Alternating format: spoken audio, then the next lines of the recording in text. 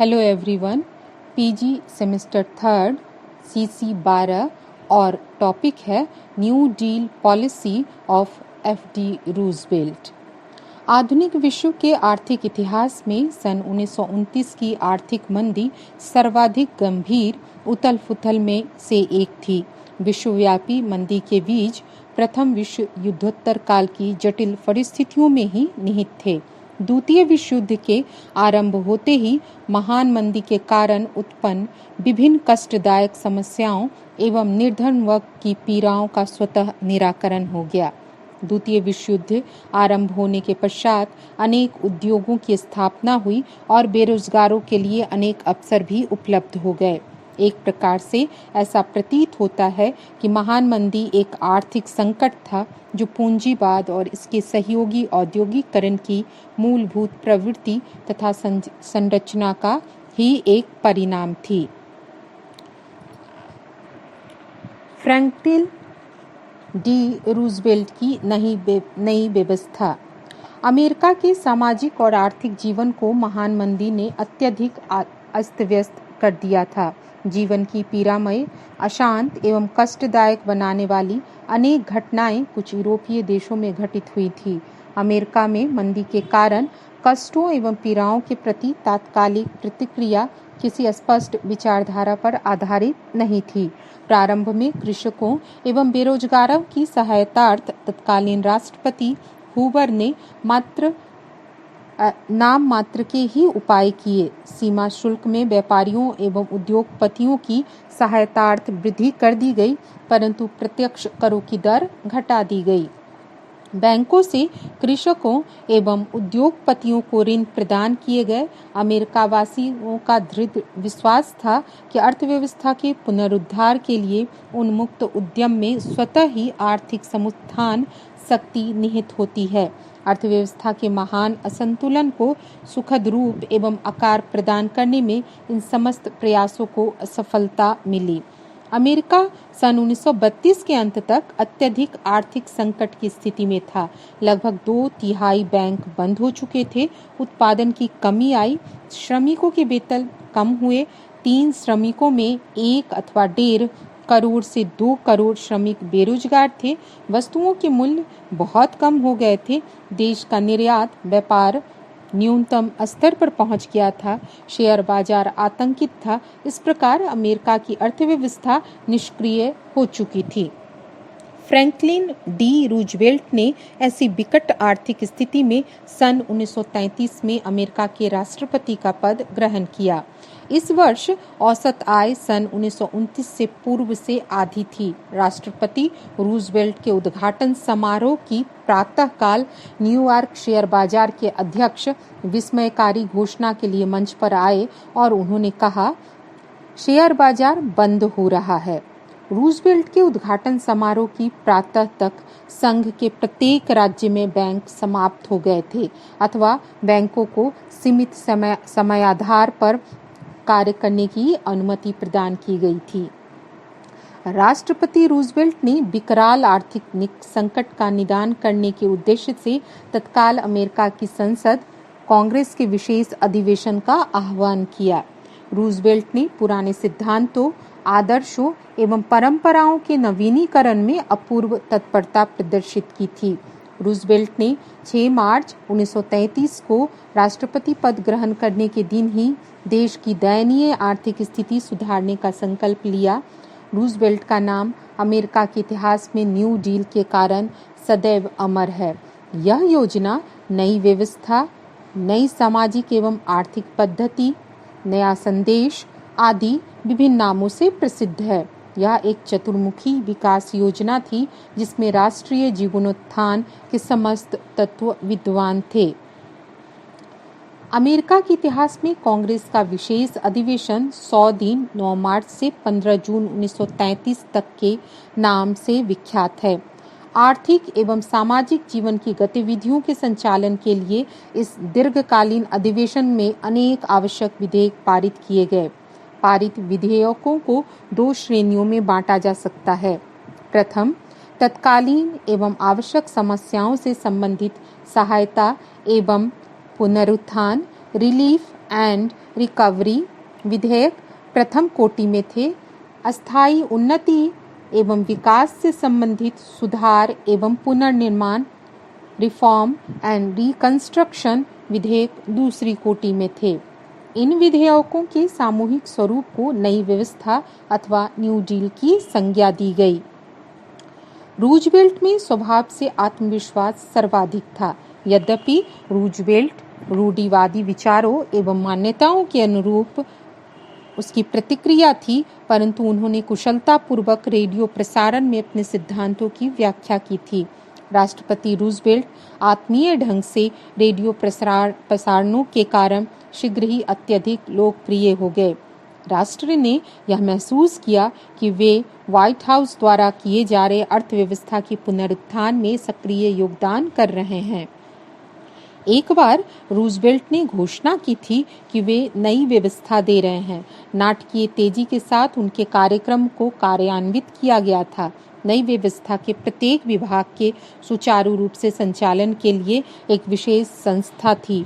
भविष्य में राष्ट्रपति को न्यायोचित उपायों के संबंध में परामर्श देने के लिए देश के सर्वोत्कृष्ट बुद्धिमान व्यक्तियों का ब्रेन्स ट्रस्ट बुद्धिमानों का न्यास नाम की संस्था के रूप में भी गठन हुआ।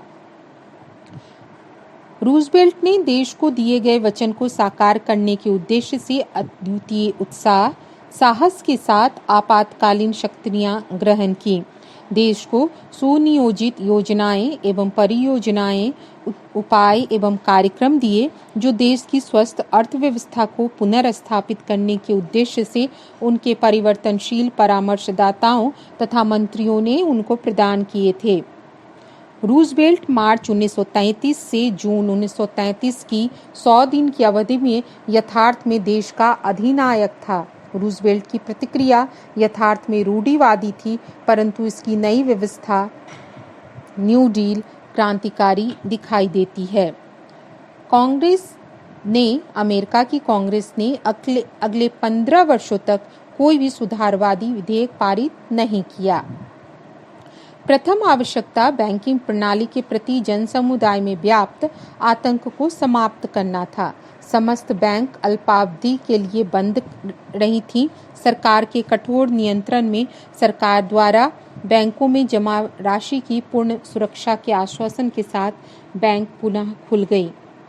रूजवेल्ट ने मई 1933 में प्रतिभूतियों के बाजारों को नियंत्रित करने का एक अन्य अधिनियम द्वारा प्रबंध किया। ऋणदाता तथा ऋण वर्ग के मध्य समानता स्थापित करने के लिए मुद्रास्फीति आवश्यक थी। संपत्ति के मूल्य में वृद्धि के लिए साख सुविधाओं का व्यापक विस्तार भी जरूरी था। अस्तु आपात बैंकिंग अधिनियम या इमरजेंसी बैंकिंग एक्ट ऑफ 1933 में पारित किया गया। इसके अंतर्गत संघीय सरकार को साख, मुद्रा और लेन देन को नियमित करने का अवसर प्रदान किया गया। संघीय रिजर्व बैंक को पूर्वापेक्षा अधिक कागज की मुद्रा प्रचलित करने का अधिकार दिया गया। राष्ट्रपति सन 1933 में ही पारित कृषि सहायता एवं स्फीति अधिनियम के अंतर्गत संघीय रिजर्व बैंक को 3 खरब डॉलर तक साख बढ़ाने तथा 3 खरब डॉलर तक अतिरिक्त मुद्रा प्रचलित करने का आदेश देने के लिए इच्छुक था। सन 1936 में कृषि उत्पादनों को नियमित करने के उद्देश्य से कमोडिटी एक्सचेंज अधिनियम पारित हुआ। प्रतिभूतियों तथा वस्तु बाजारों में क्रय विक्रय से संबंधित गतिविधियों को इन अधिनियमों ने अत्यधिक नियमित किया। रूजवेल्ट ने निर्धन वर्गों के कल्याण के लिए इस कार्य को राज्यों से लेकर स्वयं संघीय सहायता प्रणाली स्थापित की। कांग्रेस द्वारा 1933 में पारित होम ऑनर्स लोन एक्ट ने सहस्त्रों घरों को मोचन निषेध से बचाना संभव कर दिया। इसके अंतर्गत गृह स्वामी ऋण निगम की स्थापना की गई, जो $2 बिलियन तक ऋण पत्र प्रचलित कर सकता था। सन 1933 में ही कृषकों की क्रय शक्ति में वृद्धि के उद्देश्य से अमेरिका की कांग्रेस ने कृषि समायोजन अधिनियम पारित किया। इसके अंतर्गत विपुल मात्रा में आर्थिक सहायता एवं अनुदान कृषकों को मिले, जबकि कष्ट कृषि बंजर भूमि को कृषि कर से मुक्त कर दिया गया। अमेरिका की कांग्रेस द्वारा सन 1933 में राष्ट्रीय औद्योगिक पुनरुत्थान अधिनियम पारित किया गया। इसके मुख्यतः दो उद्देश्य व्यापार पर पूर्ण नियंत्रण तथा बेरोजगारी से मुक्ति थी। इसके अंतर्गत निर्मित 1500 संहिताओं ने श्रमिकों के वेतन तथा श्रमिकों की काम शर्तों को नियंत्रित एवं नियमित किया। बेरोजगारों, वृद्धों तथा विकलांगों की सामाजिक सुरक्षा के लिए राष्ट्रपति रूजवेल्ट अत्यधिक चिंतित थे। वृद्धों को सेवानिवृत्ति वेतन, पेंशन तथा बेरोजगारी के विरुद्ध योजना का प्रावधान करने के लिए सन 1935 में अमेरिका की कांग्रेस द्वारा अनेक अधिनियम पारित किए गए। रूजवेल्ट के राष्ट्रपति पद ग्रहण करने के समय 1,40,00,000 व्यक्ति बेरोजगार थे। अस्तु बेरोजगार सहायता अधिनियम 31 मार्च 1933 को पारित किया गया। 5 जून 1933 को राष्ट्रीय नियोजन सेवा पारित किया गया। बेरोजगारी की समस्या के समाधान के लिए असैनिक संरक्षण निगम की स्थापना की गई। सन 1940 तक अमेरिका के लगभग 20 लाख बेरोजगार नवयुवकों को इस निगम ने वनों, खेतों तथा बागानों में नियोजित किया। रूजवेल्ट ने नवीन संघीय संस्थाओं के विभिन्न पदों के लिए विश्वविद्यालयों में प्रशिक्षित विशेषज्ञों की सेवाओं का सर्वाधिक उपयोग करने का प्रयास किया। राष्ट्रीय संकट के समाधान एवं संपन्नता के शुभारंभ के साथ राष्ट्रपति रूजवेल्ट की नीतियों की आलोचनाओं में भी काफी वृद्धि हुई। एक शताब्दी से अधिक समय तक रूजवेल्ट सन 1936 के राष्ट्रपति पद के लिए चुनाव में सर्वाधिक बहुमत से विजय हुए। यथार्थ में पूंजीवादी नीति त्यागने की अपेक्षा रूजवेल्ट ने इसकी रक्षा के लिए कार्य किया।